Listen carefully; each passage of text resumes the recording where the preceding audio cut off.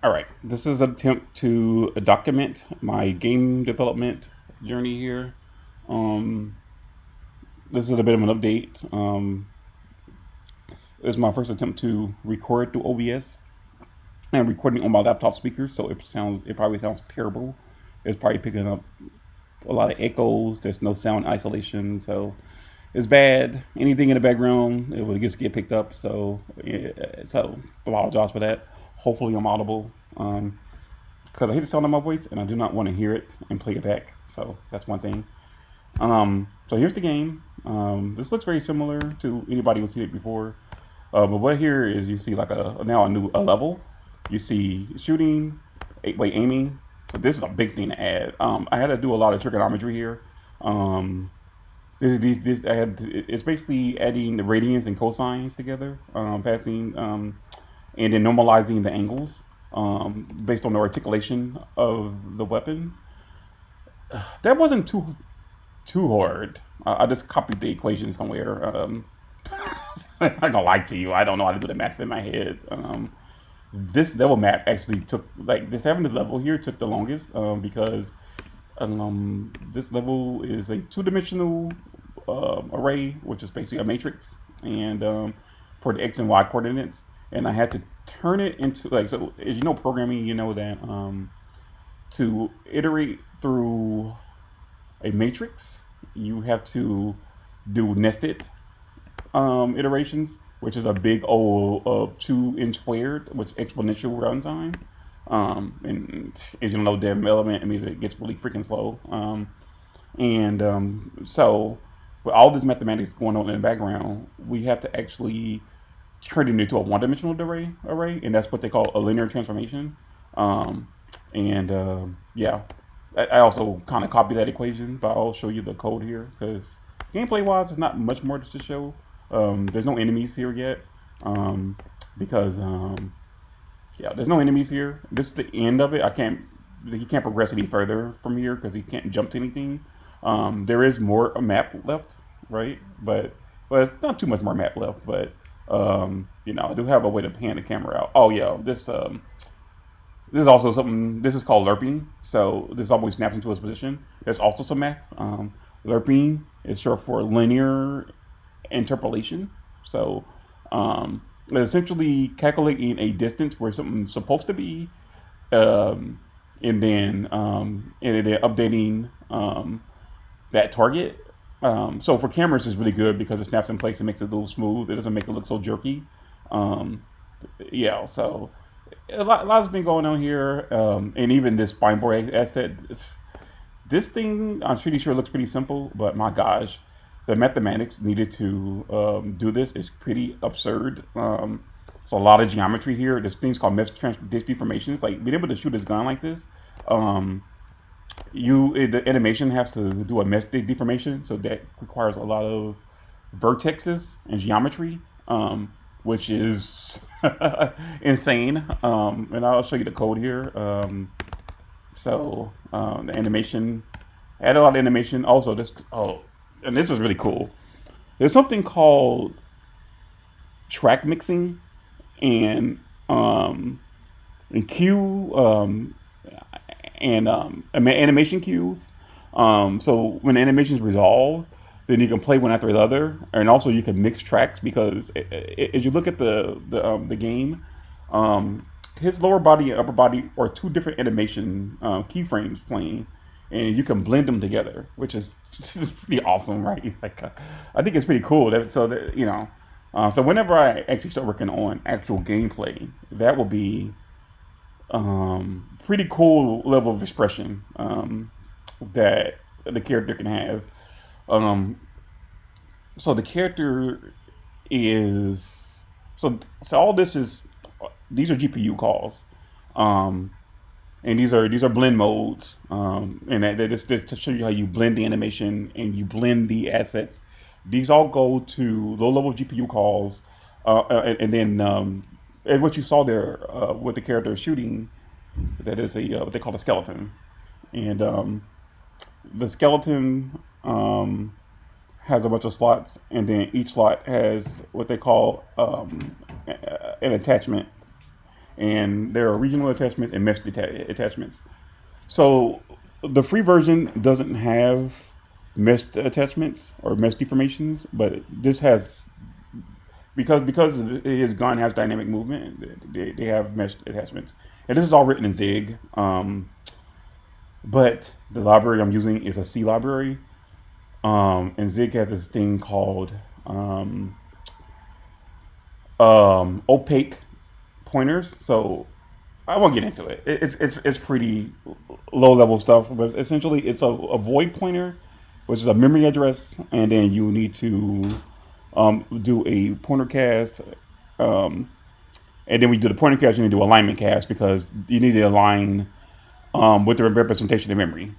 I don't want to get into it. It's pretty obnoxious. And then you have the UB um, coloring. So this is expressing the amount of colors that will show up for the thing that's being animated, and then you have or coordinates. So this has four corners, which is eight squares. Um, and this what you do. This creates a draw call to the GPU. Um, I'm not a professional graphics programmer. That's the best I can explain it. Is there's anybody who's a graphics programmer will hear me explain this, they would probably tell me I'm an idiot. So, but that's the best way I understand it.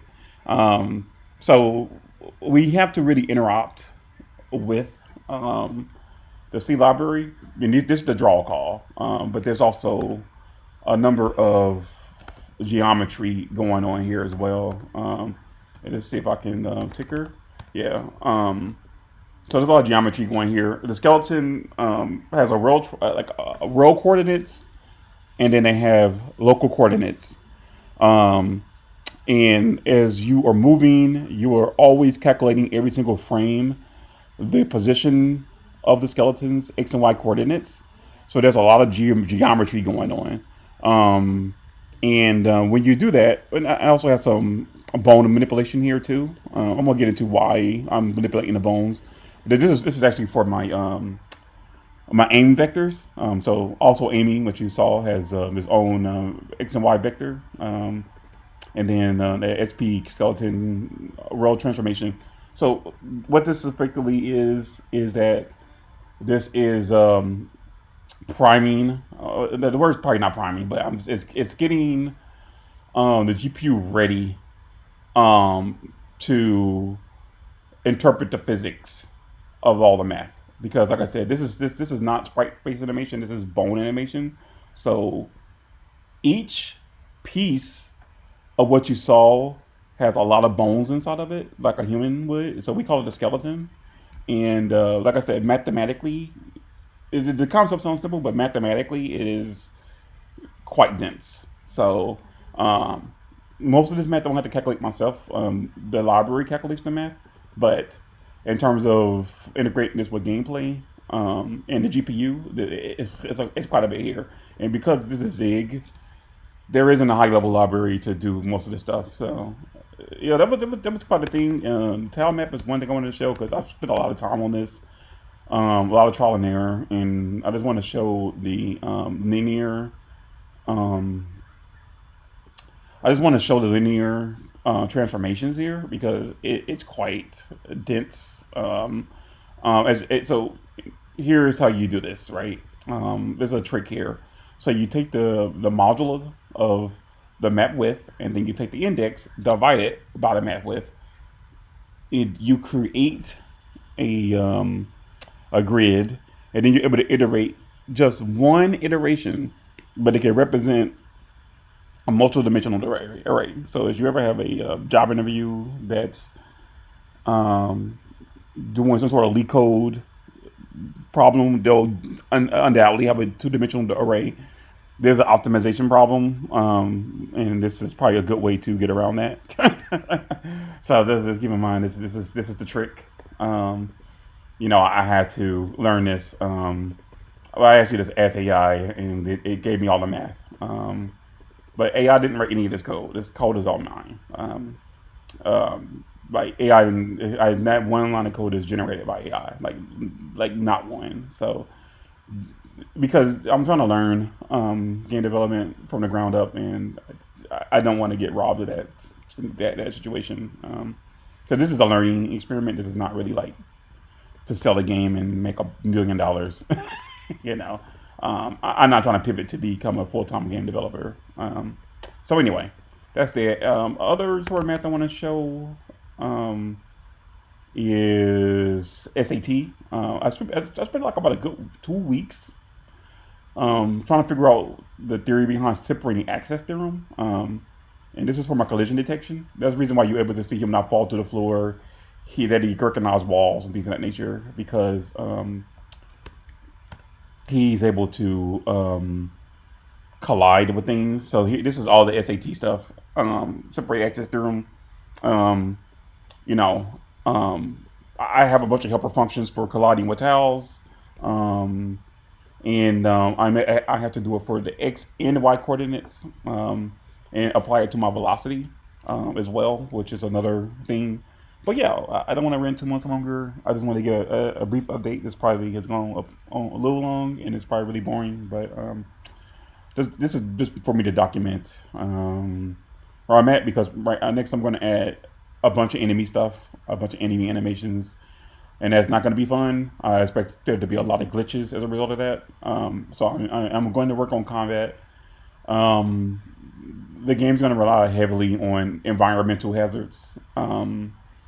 So I need to do a lot of things with my map. My map is very static, but this map will become more dynamic.